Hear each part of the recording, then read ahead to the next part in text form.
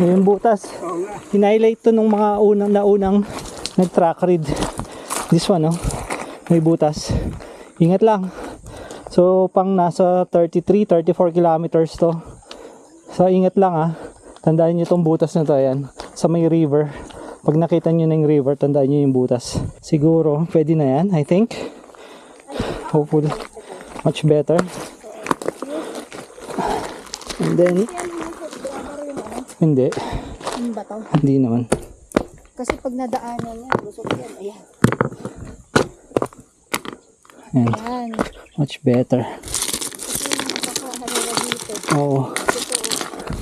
Akala nila ganun na naman. Yan. Okay.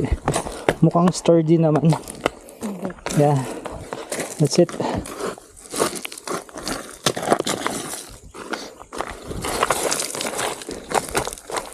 Yan. Okay. Delikado lang yung gagawin dyan. Sana hindi bumigay. Ito pala, Pero- kailangan lagyan ng marshal. Oo. Pero parang hindi naman bibigay. Hindi nabibigay yan. Alam mo, clear ko. So we did our best na takman yung butas. And sinubukan natin. Solid naman. It looks sturdy. Sana hindi siya bumigay.